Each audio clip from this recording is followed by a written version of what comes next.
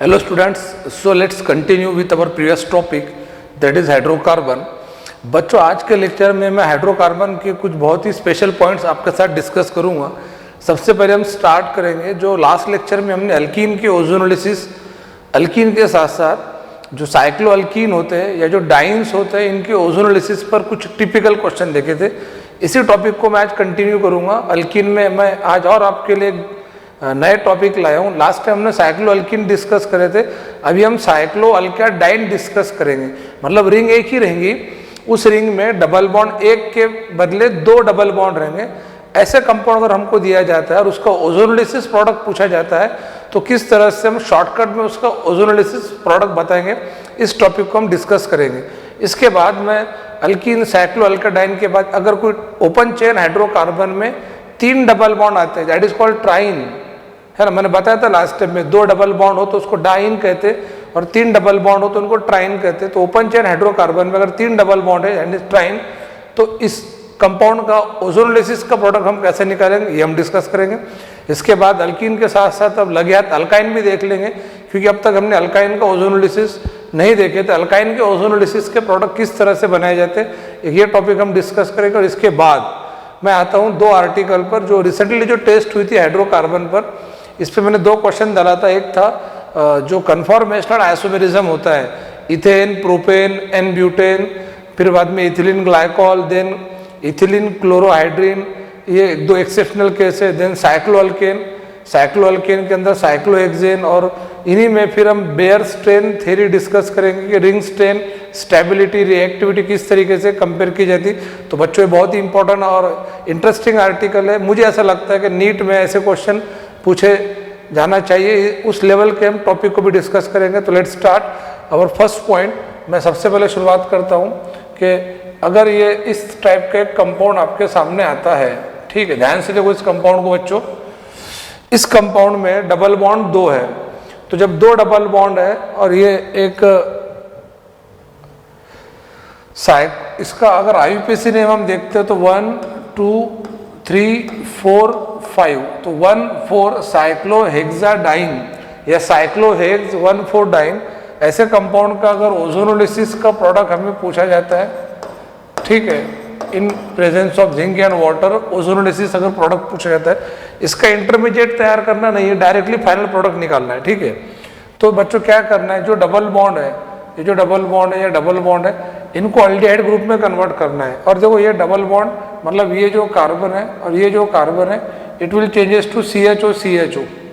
फिर ये जो कार्बन है, ये कार्बन एक है, ये बन जाएगा CH2, ये कार्बन बन जाएगा CH2। तो इसमें जो मेन प्रोडक्ट बनेगा that is CH2 bond CHO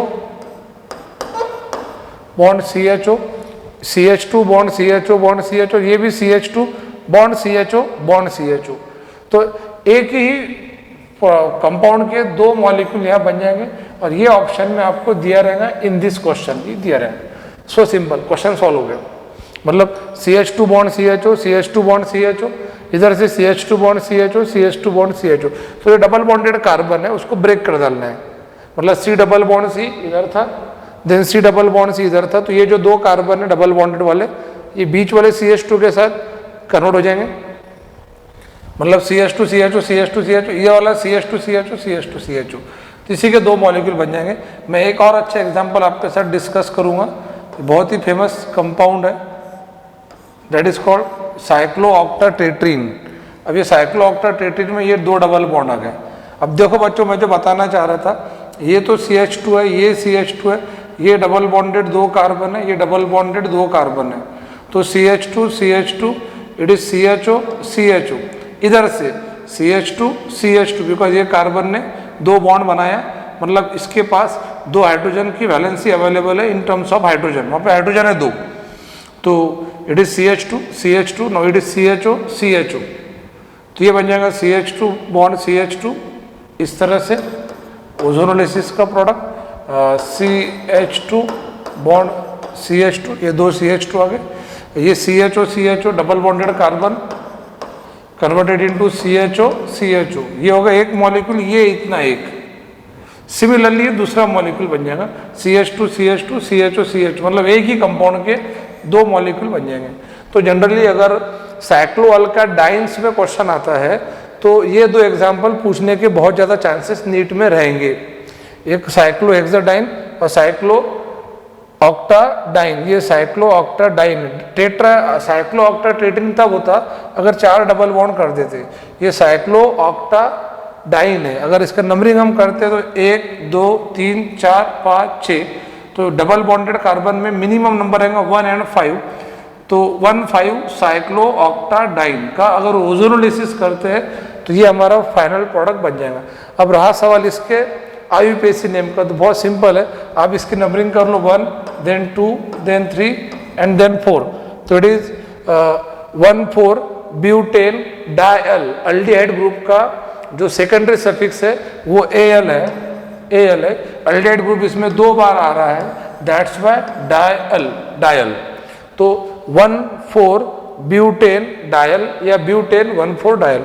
similarly यहाँ अगर हम देखते हैं तो 1 then 2 and 3, तो 1,3 प्रोपेन डायल। तो बच्चों ये जो मैंने अभी पॉइंट आपको डिस्कस किया, ये पॉइंट था कि अगर साइक्लोअल्काडाइंस का ओजोनोलिसिस का प्रोडक्ट पूछा जाता है तो हम किस तरीके से इसके आंसर बनाएंगे। डायरेक्ट नीड बेस्ड क्वेश्चन है, इसका कोई मैकेनिज्म वगैरह आपको प्रिपेयर नहीं करना है। मतलब अगर कोई रिएक्टेंट दिया और ओजोनोलिसिस दिया है तो आपको डायरेक्टली प्रोडक्ट उसका निकलते आना चाहिए। तो इस दोनों पॉइंट को नोट डाउन कर लो, या तो इसका स्क्रीनशॉट निकाल लो, it is very very important point.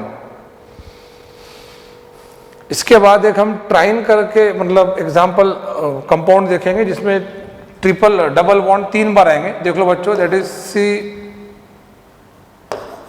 CH2 double bond CH bond CH double bond CH bond CH double bond CH2। ये थोड़ा हट के कंपाउंड है। डबल बॉन्ड अगर 2 बार आते हैं तो हम उसे डाइन कहते हैं। इस कंपाउंड में डबल बॉन्ड जो है बच्चों 3 बार आए तो इसको ट्राइन कहेंगे। और आप नाम बना सकते हैं इसका 1 2 3 4 5 6। तो यहाँ 1 रहेगा मिनिमम नंबर, 3 5 1 3 5 हेक्सा ट्राइन, ये इसका IUPAC नेम है। मुझे इसके नाम से ज़्यादा इंटरेस्ट है इससे मिलने वाले ओजोनोलिसिस के प्रोडक्ट में। तो अगर इस टाइप का कंपाउंड है तो ध्यान में रखना, ये जो कॉर्नर वाला CH2 है ये बन जाएगा फॉर्मल्डिहाइड, इधर से जो कॉर्नर वाला CH2 ये बन जाएगा फॉर्मल्डिहाइड, एंड जो बीच के CH है ये मिलके, जैसा ये मिलके ग्लाइकोल बनाएंगे और ये 2 कार्बन मिलके ग्लाइकोल बनेंगे। तो बच्चों इससे मिलने वाले जो प्रोडक्ट है मैं इसी के नीचे लिखता हूँ, इससे बन जाएगा CH2O यानी कि फॉर्मल्डिहाइड, प्लस ये बन जाएगा glycol that is CHO bond CHO, plus इससे भी बन जाएगा glycol that is CHO bond CHO। There is no need of mechanism in such type of question. ऐसे क्वेश्चन डायरेक्टली क्वेश्चन और उसका मतलब जो मेन रिएक्टेंट है उससे आपको प्रोडक्ट बनाना होता है। तो CHO प्लस ये जो एंड वाला CH2 है इट अगेन बिकम फॉर्मल्डिहाइड। तो ये तीनों भी स्पेशल एग्जाम्पल में आते हैं नीट में ओजोनोलिसिस पर। ये आज के जो हमने 3 एग्जाम्पल देखे ये एंड ऑफ द ओजोनोलिसिस कह सकते हैं। मुझे नहीं लगता कि इसके ऊपर भी और कुछ एग्जाम्पल बचेगा। रेगुलर थ्योरी में हम नॉर्मल अल्कीन की ओजोनोलिसिस देखते। अभी मैंने लास्ट लेक्चर में आपको ओजोनोलिसिस ऑफ अल्कीन में डाइंस के एग्जाम्पल बताया था और साइक्लो अल्कीन के एग्जाम्पल बताया था। अब साइक्लो अल्कीन में हमने साइक्लोडाइंस अल्केडाइंस देखे, मतलब साइक्लोडाइंस मतलब ऐसे साइक्लिक रिंग जिसमें 2 डबल बॉन्ड हो, ठीक है। Last time only cyclo alkyne देखे थे, आज हमने साइक्लोडाइंस देखे। लास्ट टाइम हमने ओनली ओपन चेन में डबल बॉन्डेड कार्बन मतलब 2 डबल बॉन्ड हो ऐसा कंपाउंड देखे थे, आज हमने 3 डबल बॉन्ड वाले कंपाउंड का ओजोनोलिसिस प्रोडक्ट बनाया। तो इस टाइप के सारे एग्जाम्पल बच्चों अच्छे से प्रिपेयर कर लेना, नीट में ये बहुत ही इंपॉर्टेंट है, इस पर क्वेश्चन आता है। ये तीनों एग्जाम्पल को मैं आपको फिर से दिखाना चाहूँगा, देख लो इसको। इसका एक स्क्रीनशॉट ले लो कि हमने इसको कैसे सॉल्व किए थे करके। ये जो मिलने वाले प्रोडक्ट है यही प्रोडक्ट मैंने इधर बनाया हूँ। इमीडिएटली इसका स्क्रीनशॉट ले लो और इसको नोट डाउन कर लो।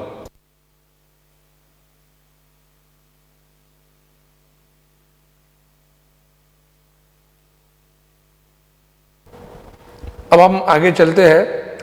अब आज बच्चों हम अल्काइन का एक एग्जांपल देखेंगे। सपोज ये CH ट्रिपल बॉन्ड CH है it is ethyne. Ethyne is also called as acetylene. और मैं अगर इसका ओजोनोलिसिस करता हूँ तो इसके ओजोनोलिसिस में पहले तो हमको इंटरमीडिएट तैयार करते आना चाहिए. जैसे लास्ट टाइम हमने अल्कीन का इंटरमीडिएट तैयार करे थे, तो अगर इथाइन का हम इंटरमीडिएट तैयार करते, इसमें ट्रिपल बॉन्ड है, तो आप इसके 2 बॉन्ड ब्रेक कर लेंगे, बचेगा सिंगल बॉन्ड. तो इसमें करना क्या है, सपोज ये 2 कार्बन है, इन्होंने आपस में ट्रिपल बॉन्ड बनाया, तो ओजोनोलिसिस में इस कार्बन के लेफ्ट साइड में, मतलब इस कार्बन के पीछे और इस कार्बन के बाद, जमाने भर के भी क्यों ना कार्बन हो, आपको सिर्फ और सिर्फ इन 2 कार्बन पे फोकस करना है जिन्होंने आपस में ट्रिपल बॉन्ड बनाया.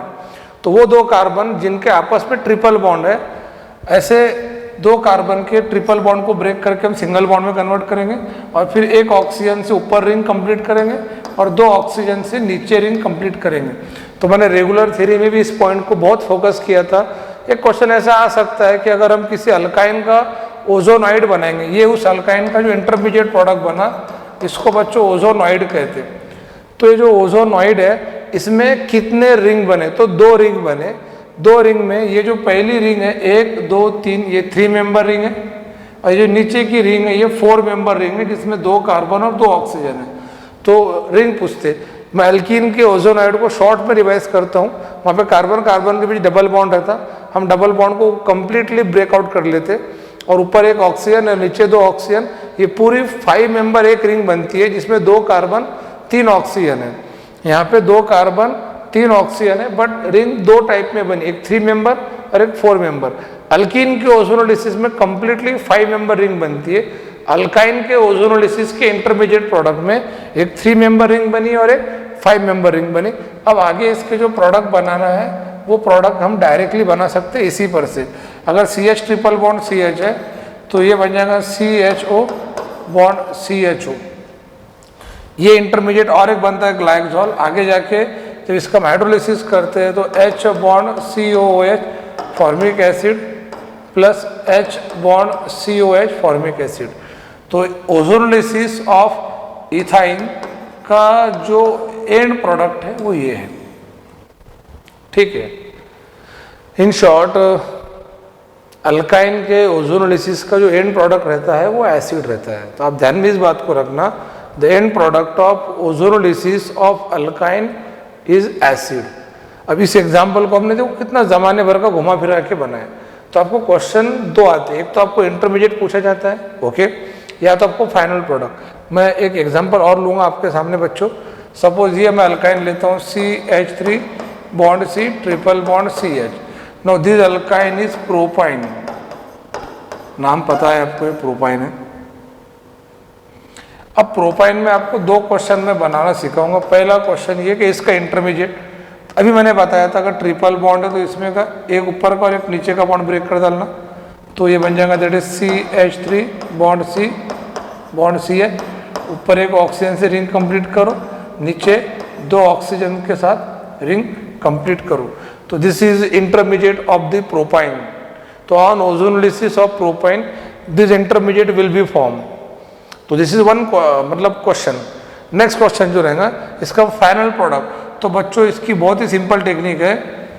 जो ट्रिपल बॉन्ड है, फाइनल प्रोडक्ट अगर बनाना हो तो आपको ट्रिपल बॉन्ड को ब्रेक कर डालना है, इससे एक एसिड बनाना है, इससे एक एसिड बनाना है. अब बताओ इसमें कार्बन कितने हैं, कार्बन 2 है, तो कार्बन 2 से बन जाएगा एसिडिक एसिड, और इसमें कार्बन 1 है तो इससे बन जाएगा फॉर्मिक एसिड. So simple. मतलब अगर हमें कोई भी अल्काइन अगर दिया रहा हो तो एक तो इसका इंटरमीडिएट बनाते आना चाहिए, या तो फाइनल प्रोडक्ट. तो इसका फाइनल प्रोडक्ट रहेगा CH3 bond COH acetic acid plus ये जो बन जाएगा that is H bond COOH that is formic acid. तो आई होप सो कि ये पॉइंट आपको समझ में आ गया होगा. अभी तक के हमने जो देखे, शॉर्ट में मैं रिवाइज करता हूँ.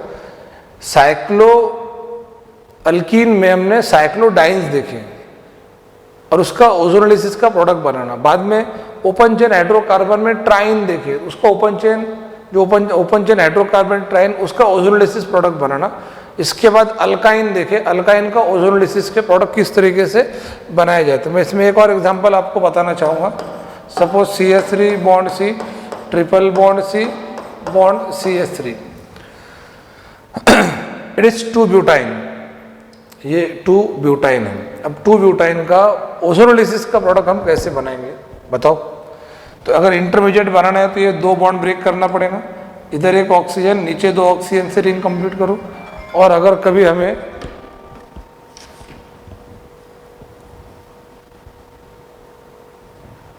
और आफ्टर द इंटरमीडिएट अगर डायरेक्टली इसका एंड प्रोडक्ट बनाना हो तो ये बॉन्ड कंप्लीटली ब्रेकआउट करना पड़ेगा। इससे बन जाएगा एसिटिक एसिड, इधर से बन जाएगा एसिटिक एसिड। ओके, तो इस तरह से ये हमने देखे अल्काइन के ओजोनोलिसिस के प्रोडक्ट। अब बच्चों मैं आगे चलता हूँ और आगे हम इस टॉपिक को लेके चलेंगे और एक नया टॉपिक आज हम डिस्कस करेंगे और उस टॉपिक का नाम है conformational isomerism. Conformational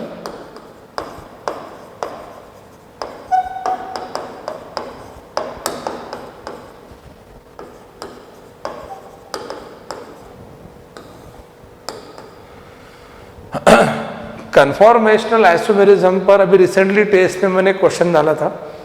conformation basically होता क्या है, अगर मैं सबसे सिंपल एग्जांपल लूँ, ये कार्बन है, ये कार्बन है, इसके पास ये 3 हाइड्रोजन एटम है और इस कार्बन के पास 3 हाइड्रोजन एटम है। तो बच्चों ये तो इथेन हो गया। बोले सर इथेन में क्या पढ़ना है, बताता हूँ क्या पढ़ना है। अब ध्यान से देखना कि ये जो कार्बन है, इस कार्बन को मैं यहीं रखता हूँ और ये कार्बन जो हॉरिजेंटली दिखा है इसको वर्टिकली ऐसे लाता हूँ। मतलब ये पहला कार्बन, ये वाला पहला कार्बन, ठीक है, ये उसके 3 हाइड्रोजन, ये जो दूसरा कार्बन है, ये दूसरा कार्बन, ये उसके 3 हाइड्रोजन और ये 2 कार्बन के बीच का बॉन्ड, ये पहला कार्बन, ये दूसरा कार्बन। मैं इसको आपको दिखाने के लिए ऐसा लाता हूँ। अब मैं इस बॉन्ड को ट्विस्ट करता हूँ, मतलब ये जो कार्बन कार्बन बॉन्ड, ये वाला बॉन्ड, ये अगर मैं इसको ट्विस्ट करता हूँ तो जैसे जैसे ये कार्बन ट्विस्ट होगा तो ये 3 हाइड्रोजन की पोजीशन चेंज होंगी। बस इतना ध्यान में रखना है कि जो पहला कार्बन है मैंने इसको सर्कल से निकाला हूँ, ये पहला कार्बन और ये इसके 3 हाइड्रोजन, हाइड्रोजन हाइड्रोजन हाइड्रोजन।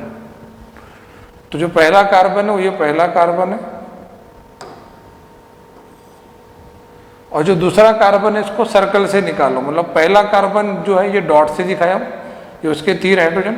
जो दूसरा कार्बन है इसको सर्कल से दिखाया हूँ, ये इसके 3 हाइड्रोजन।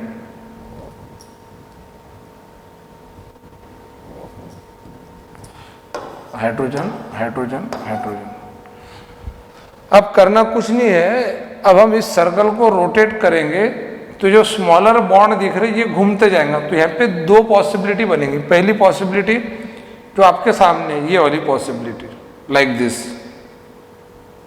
और second possibility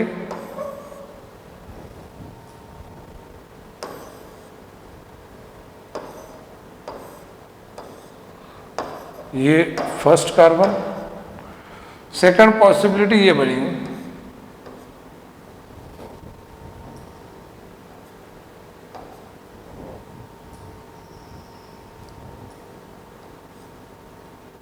hydrogen hydrogen hydrogen. तो कार्बन कार्बन के ट्विस्टिंग से, मतलब ये जो पहला कार्बन था उसके 3 हाइड्रोजन, ये दूसरा कार्बन था उसके 3 हाइड्रोजन और ये कार्बन कार्बन बॉन्ड, इसके ट्विस्टिंग से डिफरेंट जो फॉर्म्स बनते जाएंगे उन फॉर्म्स को हम कहते हैं कन्फॉर्मेशनल आइसोमर।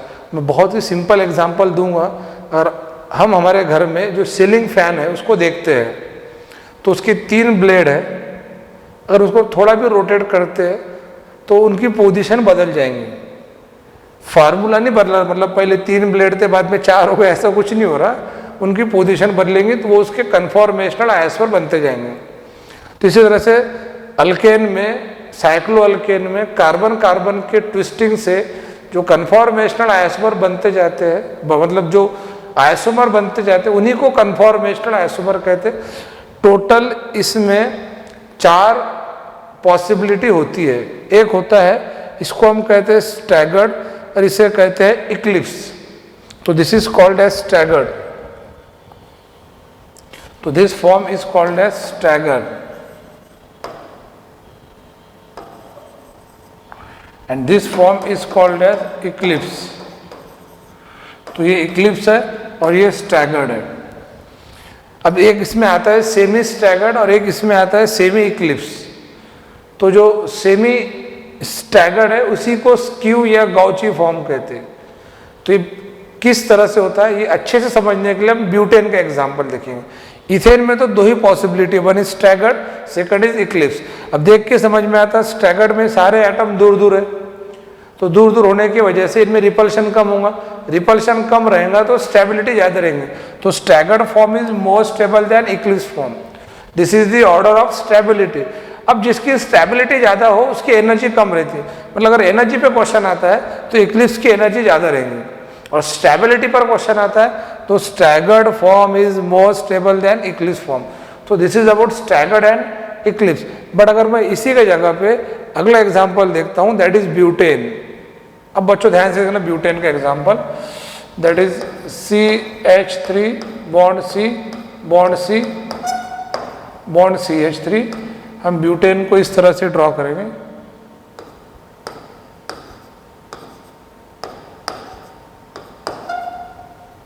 मतलब ये पहला कार्बन है, ये फर्स्ट कार्बन, ये सेकंड कार्बन। ये दो कार्बन को हम डायग्राम में दिखाएंगे लाइक दिस।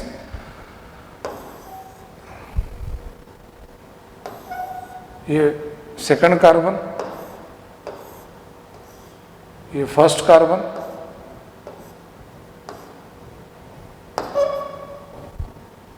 ये फर्स्ट कार्बन का मिथिल हाइड्रोजन हाइड्रोजन हाइड्रोजन।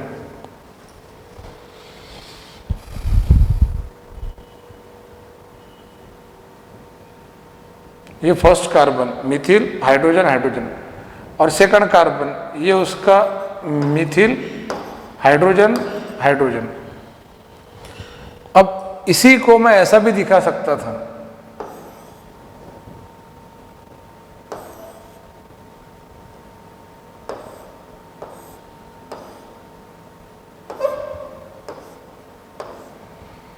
ये फर्स्ट कार्बन का मिथिल हाइड्रोजन हाइड्रोजन और सेकंड कार्बन का मिथिल हाइड्रोजन हाइड्रोजन। अब ध्यान से देखो ये दोनों फॉर्म में क्या डिफरेंस है।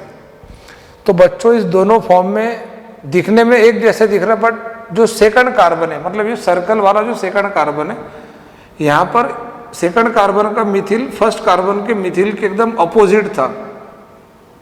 ये स्टैगर्ड है, ये भी स्टैगर्ड है, बट ये कंप्लीटली फुल्ली स्टैगर्ड है। It is fully staggered.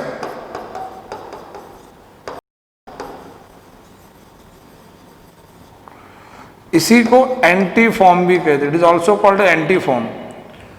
ये पार्शियली स्टैगर्ड है।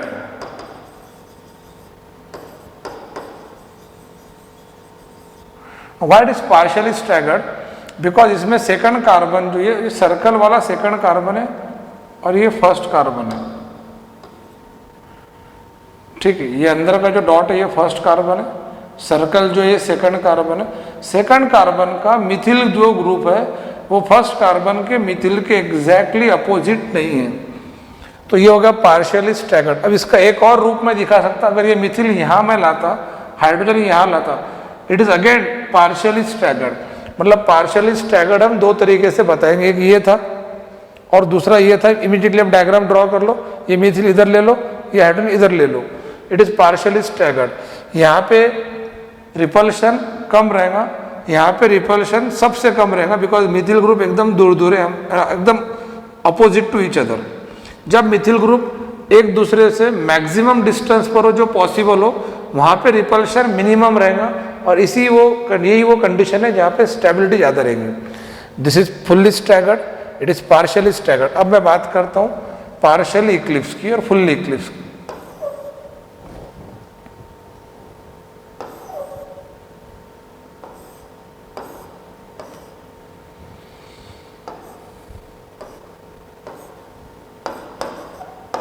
मिथिल, ये पहले कार्बन की हमने निकाले मिथिल हाइड्रोजन हाइड्रोजन। ये जो सेकंड कार्बन है, ठीक है, इसका Mithil hydrogen hydrogen. This is called Eclipse. अब मैं एक और डायग्राम बाजू में निकालता हूं।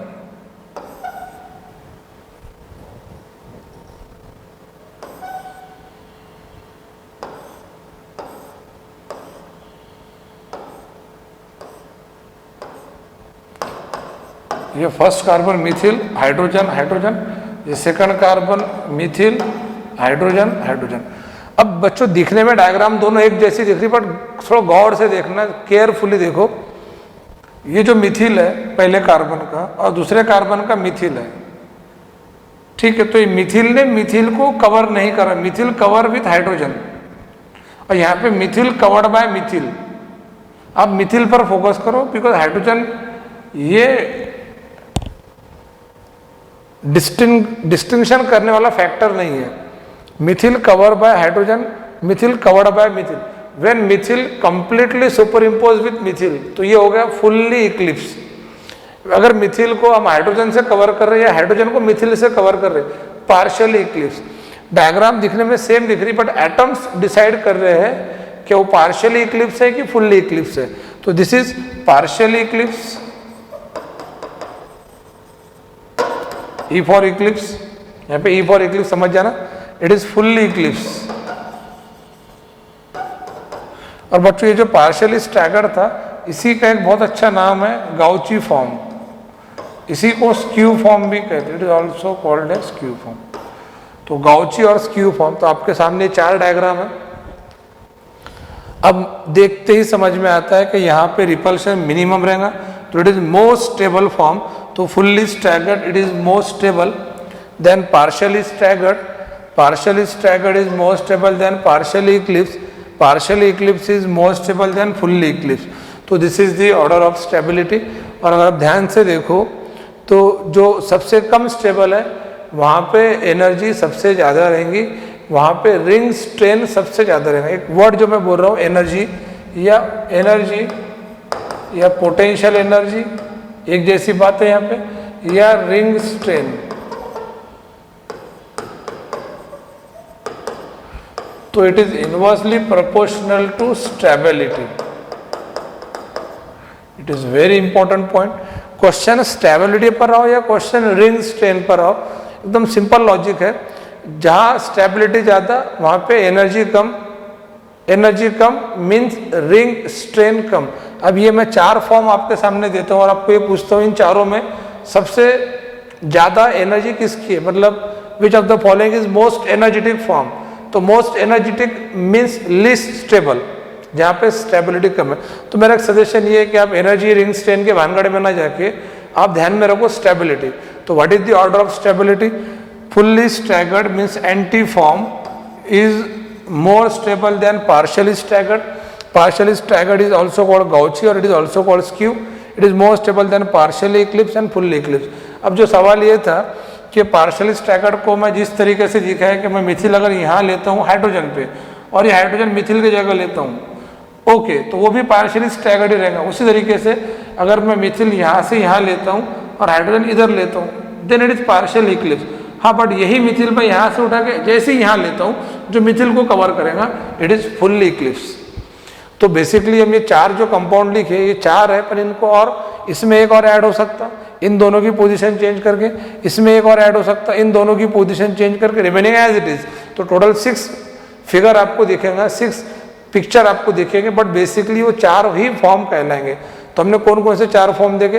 Fully staggered, partially staggered, partially Eclipse, fully eclipsed. Fully staggered is also called anti. Partially staggered is called skew form. It is also called Gaussian form. And ये second number की स्टेबिलिटी पर आता है। But 2 compound मैं ऐसे बताने जा रहा हूँ बच्चों आपको अभी, ये 2 कंपाउंड इसकी एक्सट्रीमली एक्सेप्शनल केस मानी जाएंगी। One is ethylene glycol.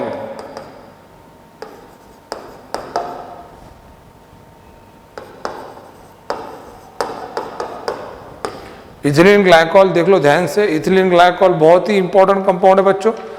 Ethylene glycol ये जो कंपाउंड है इसी का एक डेरिवेटिव बनता है इथिलीन क्लोरोहाइड्रीन। इथिलीन क्लोरोहाइड्रीन।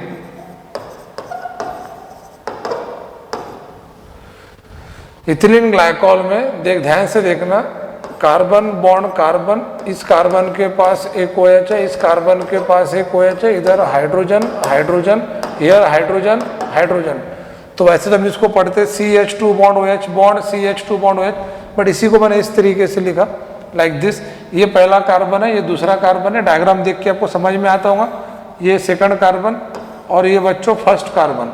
तो ये OH H H, ये पहले कार्बन के OH H H, ये दूसरा कार्बन जो हम निकालेंगे आपके सामने है। बट अब इसमें ध्यान में रखना, अगर मैं OH अपोजिट साइड लूँ, H इधर लूँ और H इधर लूँ, तो ये हो जा रहा एंटी। अभी हमने जो एग्जांपल देखे थे कि anti is more stable, but it is possible in butane, n butane, जो लास्ट एग्जांपल था एन ब्यूटेन पर था। इसमें ऐसा होता है कि ये एंटी फॉर्म है, बट अगर ये OH यहां ना रह के यहां रहता और H इधर रहता, तो ये हो गया इसका पार्शियली स्टैगर्ड। हम OH पर से आइडेंटिफाई करेंगे क्या वो फुल्ली स्टैगर्ड है या पार्शियली स्टैगर्ड है। इट इज पार्शियली स्टैगर्ड, जिसको स्क्यू या गॉची फॉर्म कहते हैं। बट इसमें एक बात ध्यान में रखना, OH में ऑक्सीजन एटम है, oxygen atom is capable to form the hydrogen bond. Here it is only one molecule, तो such type of bond is called intramolecular hydrogen bond. ये ऑक्सीजन इस ऑक्सीजन इसके हाइड्रोजन के साथ और ये ऑक्सीजन उस हाइड्रोजन के साथ इंट्रामॉलिक्यूलर हाइड्रोजन बॉन्ड बनाएगा। और because of this intramolecular hydrogen bond, जो गाउची फॉर्म है वो एंटी फॉर्म से भी स्टेबिलिटी में आगे निकल जाता है। तो ये एक बहुत ही एक्सेप्शनल केस है। हम गावरानी में कहेंगे गाउची, ये शहर से भी आगे निकल गए, गाउची मतलब गाँव की। तो gauche is more stable than anti because of intramolecular hydrogen bond. और ये क्वेश्चन तो भैया नीट में बनता है, it question of NEET, actual में नीट लेवल का क्वेश्चन है। अगर आपको इथिलीन ग्लाइकोल के 4 फॉर्म दिए जाए, विच of the following is most stable, तो बहुत सारे बच्चे जो एंटी फॉर्म हमने देखे, जब OH आमने सामने आएंगे उसी को आंसर कर लेंगे और वो फंस जाएंगे। ये एक्सेप्शनल केस है जहाँ पे जो गाउची यानी कि जो स्क्यू है, यानी जो पार्शियली स्टैगर्ड है, वो स्टैगर्ड से भी ज़्यादा स्टेबल बन जाता है। कारण के साथ, इसका कारण है इंट्रामॉलिक्यूलर हाइड्रोजन बॉन्ड। यही चीज़ हम देखेंगे इथिलीन क्लोरोहाइड्रिन में, यही मॉलिक्यूल निकालेंगे, कार्बन बॉन्ड कार्बन, ये इसके 2 बॉन्ड हाइड्रोजन के साथ है, यहाँ पे OH रहेगा, इधर bond hydrogen bond hydrogen. Chloro मतलब ये होता है कि 1 OH is replace by chlorine. तो ये पहला जो मॉलिक्यूल रहेगा इसमें OH हाइड्रोजन हाइड्रोजन, और जो सेकंड ये पहला कार्बन है, first carbon OH hydrogen hydrogen, ये जो सेकंड कार्बन है यहाँ पर हाइड्रोजन हाइड्रोजन और OH की जगह क्लोरीन लेंगे।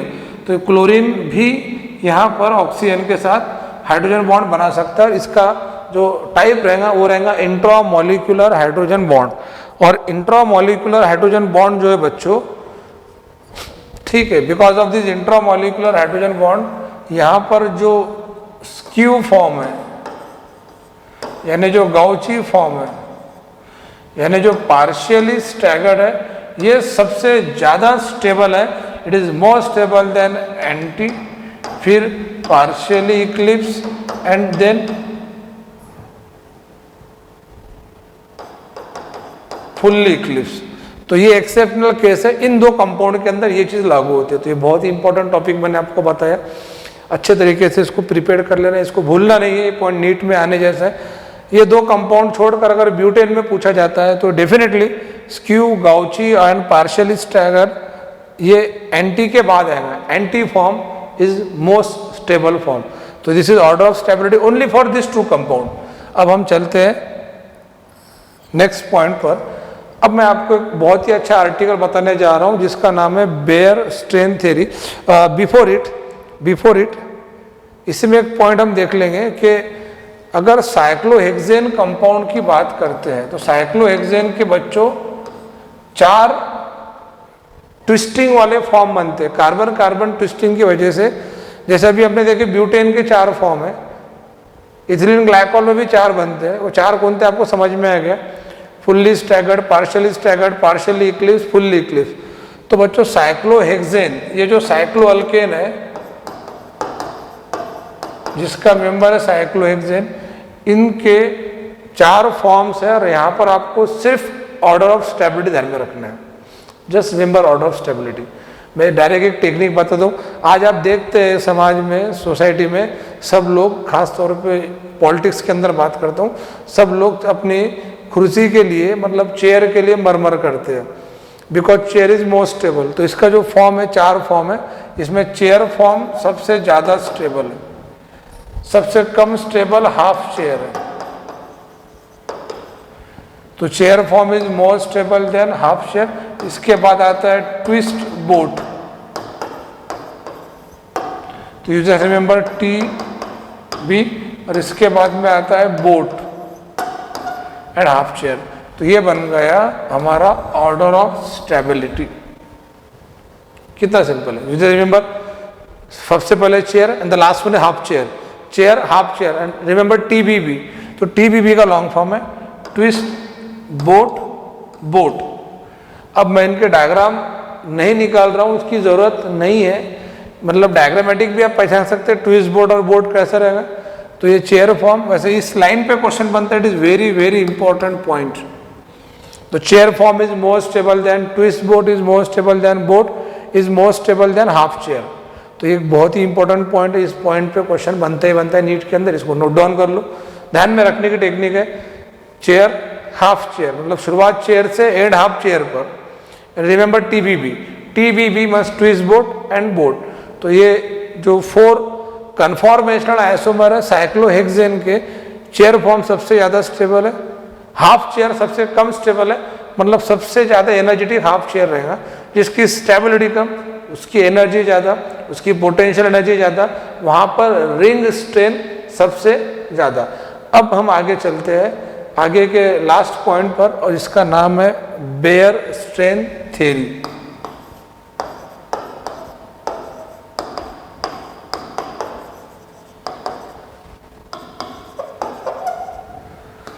बच्चों, बेयर स्ट्रेन थ्योरी रेगुलर में हम इतना डिटेल में नहीं देखे थे, मैं इसके आज आपको बहुत ही अच्छे अच्छे पॉइंट बताऊंगा, ध्यान से सुनो।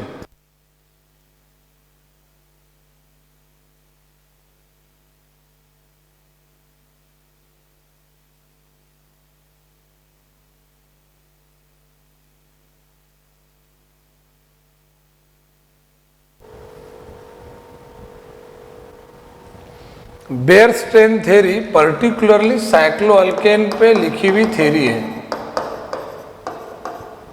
मैं साइक्लोअल्केन के 3 एग्जाम्पल आपके सामने ड्रॉ करता हूं।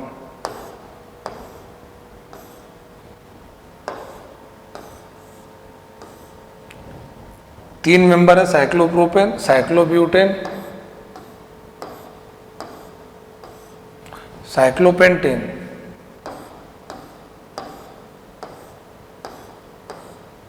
साइक्लोहेक्सिन, फिर साइक्लोहेप्टेन, साइक्लोऑक्टेन एंड सो ऑन। तो बच्चों,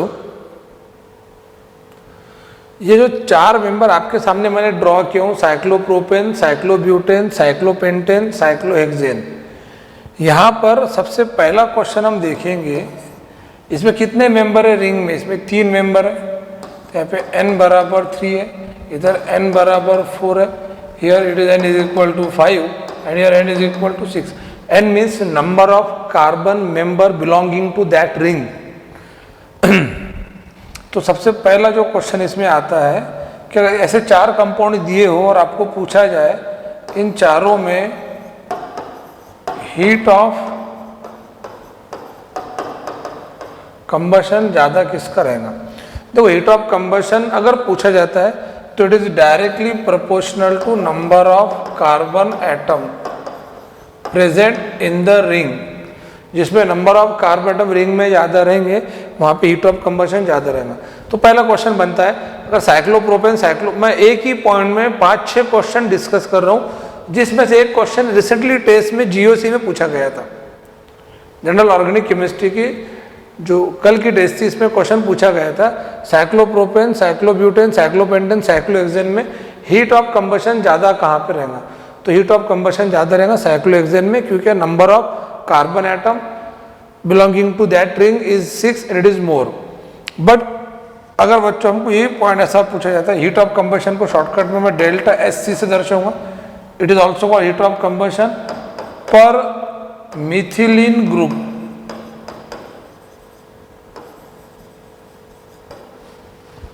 मिथिलीन यानी कि CH2 ग्रुप। इसमें देखो CH2 ग्रुप 1 2 3 है, इसमें 1 2 3 4 है।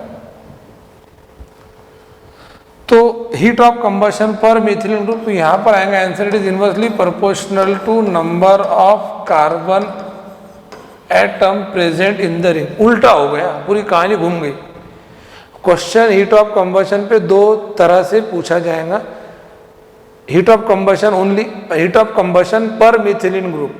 तो जब हीट ऑफ कंबशन पर मिथिलीन ग्रुप पूछा जाता है तो it is inversely proportional to number of carbon, मतलब ये 4 कंपाउंड है और इन चारों में पूछा जाए कि किसका हीट ऑफ कंबशन सबसे ज़्यादा रहेगा।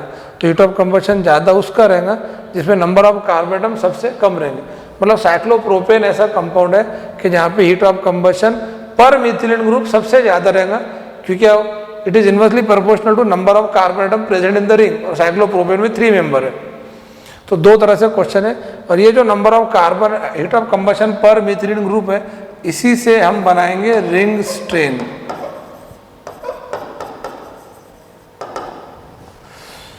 तो रिंग स्ट्रेन से हम एनर्जी कंपेयर करेंगे या पोटेंशियल एनर्जी कंपेयर कर सकते। तो रिंग स्ट्रेन या एनर्जी या potential energy, it is also inversely proportional to number of carbon atom present in the ring. मतलब अगर मैं ऐसा पूछता हूं इन 4 कंपाउंड में रिंग स्ट्रेन सबसे ज्यादा कहां पे रहेगा, तो रिंग स्ट्रेन वहां ज्यादा रहेगा जहां पे रिंग में मेंबर कम रहेंगे। समझ में आ रहा है? ये बहुत इंपॉर्टेंट पॉइंट है, it is very important point. तो इन चारों में रिंग स्ट्रेन ज्यादा कहां पे रहेगा बताइए? तो रिंग स्ट्रेन ज्यादा रहेगा जहां पे मेंबर कम रहेंगे, वहां पे एनर्जी ज्यादा रहेगी, वहां पे रिएक्टिविटी ज्यादा रहेगी। यही क्वेश्चन उन्होंने टेस्ट में पूछा था। क्वेश्चन पता है नीट में कैसा आता कि आपको 4 कंपाउंड दिए रहेंगे और पूछेगा कौन ज्यादा रिएक्टिव है, विच of the following compound is more reactive. तो रिएक्टिविटी ये रिंग स्ट्रेन पे डिपेंड करती है, जिसकी रिंग स्ट्रेन ज्यादा उसकी रिएक्टिविटी ज्यादा। तो रिंग स्ट्रेन ज्यादा किसकी रहेंगे? साइक्लोप्रोपेन की। मतलब आप रिंग स्ट्रेन पर ही रिएक्टिविटी कंपेयर कर सकते हो। तो इन चारों में रिएक्टिविटी ज्यादा किसकी रहेंगी? साइक्लोप्रोपेन की। It is more reactive, it is less reactive. Less reactive means more stable.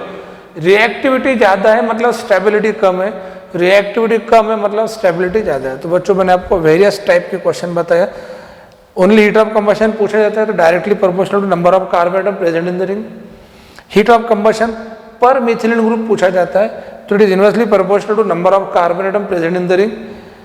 Heat of combustion पर मिथिलीन पर से रिंग स्ट्रेन निकालेंगे। रिंग स्ट्रेन या एनर्जी या पोटेंशियल एनर्जी या reactivity, it is inversely proportional to number of carbon atom present in the ring. और अगर stability पूछा जाता है तो इसके उल्टा हो जाएगा। स्टेबिलिटी अगर साइक्लोअल्केन में पूछी जाती है तो directly proportional to number of carbon atom present in the ring, stability.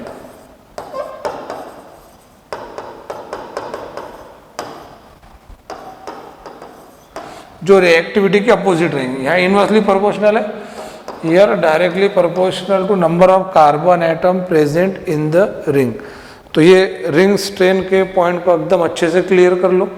और वैसे भी एक बार ध्यान में रखना कि बेयर स्ट्रेन थ्योरी जो है, क्योंकि इसमें रिंग स्ट्रेन सबसे ज्यादा रहेगा because it is inversely proportional to number of carbon atom present in the ring. इसमें कम रहेगा, इसमें कम रहेगा, इसमें कम, सबसे कम रहेगा।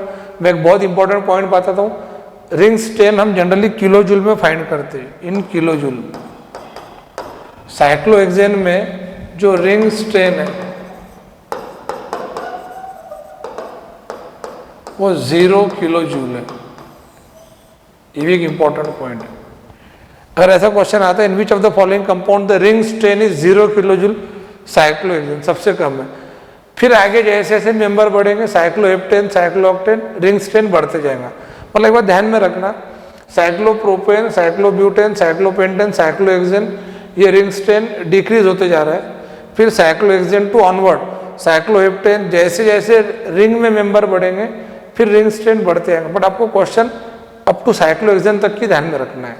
तो इन चारों में सबसे ज्यादा रिंग स्ट्रेन इसमें रहेगा क्योंकि it is inversely proportional to number of carbon atom present in the ring. इस पॉइंट को आप अच्छे से नोट डाउन कर लो। और ये पॉइंट का तो मैं तो चाहता हूँ एक स्क्रीनशॉट निकाल ही लो।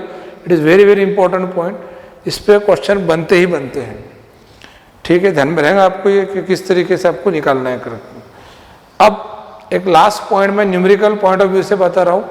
अगर हमें किसी साइक्लोअल्केन का रिंग स्ट्रेंथ फाइंड करना है तो उसका एक फार्मूला है, जिस कंपाउंड का आपको रिंग स्ट्रेंथ फाइंड करना है आपको उसका हीट ऑफ कंबशन देना जरूरी है। मतलब अगर हमें हीट ऑफ कंबशन दिया रहा, मैं फार्मूला बना रहा हूं, देखो बच्चों, रिंग स्ट्रेंथ ऑफ एनी साइक्लोअल्केन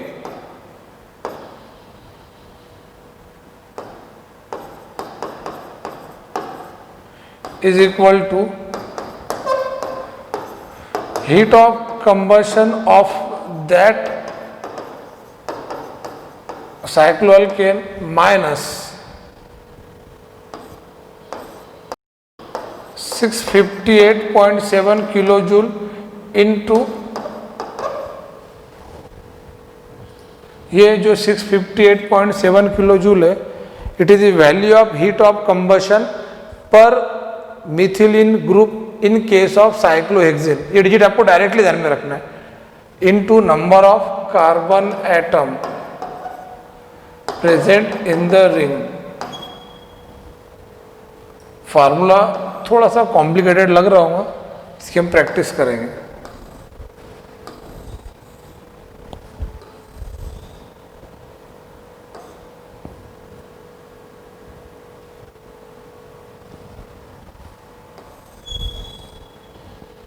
ठीक है, तो अगर हमें रिंग स्ट्रेंथ निकालना हो तो heat of combustion of that cycloalkane दिया रहेगा। इसमें से ये डिजिट फिक्स है, ये हीट ऑफ कंबशन पर मिथिलीन ऑफ साइक्लोहेक्सेन है, और number of carbon atom present in the ring. जैसे कि अगर मैं क्वेश्चन लेता हूँ साइक्लोप्रोपेन पर, अब बताओ इसमें 1 2 3, तो नंबर ऑफ कार्बन एटम की वैल्यू कितनी होगी 3, तो यहाँ पे 3 आ जाएंगे। अगर हमें साइक्लोप्रोपेन का हीट ऑफ कंबशन दिया रहा तो हम साइक्लोप्रोपेन का रिंग स्ट्रेंथ निकाल सकते हैं, किलोजूल में आंसर है, ये किलोजूल में आंसर है। और हमें साइक्लोप्रोपेन का रिंग स्ट्रेंथ दिया हो तो हम साइक्लोप्रोपेन का हीट ऑफ कंबशन निकाल सकते हैं। अगर ये क्वेश्चन साइक्लोब्यूटेन पर आता है, साइक्लोब्यूटेन, यहाँ पे n बराबर 4 रहेगा, मतलब number of carbon atom present in the ring is equal to 4। तो फिर साइक्लोब्यूटेन का हीट ऑफ कंबशन अगर दिया है तो हम साइक्लोब्यूटेन का रिंग स्ट्रेंथ निकाल सकते हैं। It is very very important point. Higher side question जब इस टॉपिक पर नीट पे आएगा तब ये क्वेश्चन सॉल्व कर सकते हैं। लास्ट पॉइंट मैं आपको बताऊंगा, Baeyer strain theory is applicable only up to the 5 member ring, means 3 member 4 member 5 member. मतलब जो साइक्लोहेक्सेन हमने लिखे थे सबसे पहले, इसके लिए ये बेयर स्ट्रेन थ्योरी साइक्लोहेक्सेन को अप्लीकेबल नहीं है, इसमें रिंग स्ट्रेन 0 आता है। तो एक ऐसा क्वेश्चन आ सकता है कि Baeyer strain theory is not applicable to which of the following compound, तो it is not applicable to cyclohexane. Cyclohexane को बेयर स्ट्रेन थ्योरी अप्लीकेबल नहीं है। तो ये था हमारे आज के टॉपिक। ये पॉइंट पे क्वेश्चन ध्यान में रखना, ये कैसे बनेगा, 2 में से एक वैल्यू आपको दी हुई रहेंगी, मतलब either heat of combustion of cycloalkane is given और ring strain of cycloalkane is given. Out of that 2, 1 value should be given, then we can calculate second value. तो ये फॉर्मूला इंपॉर्टेंट है, इसको नोट डाउन कर लो। ये बहुत ही अच्छे अच्छे पॉइंट हमने डिस्कस करे साइक्लोअल्केन से रिलेटेड।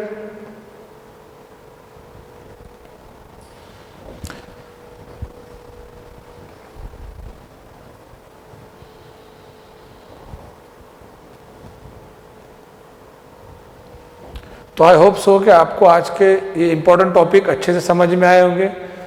हम इससे भी अच्छे टॉपिक नेक्स्ट लेक्चर में रिलेटेड टू जीओसी, हाइड्रोकार्बन में पूरे ऑर्गेनिक के ऐसे ऐसे पॉइंट डिस्कस करूंगा जो शायद थ्योरी पढ़ते टाइम में हम फोकस ना कर पाए, या मैं कुछ ऐसे पॉइंट भी डिस्कस कर रहा हूँ क्या जो पॉइंट जनरली बच्चे भूल जाते हैं। तो इन सब सारे पॉइंट्स को ध्यान में रखो, अच्छे से पढ़ाई करो। So students, remaining topic we will continue by our next lecture. Till then, bye bye.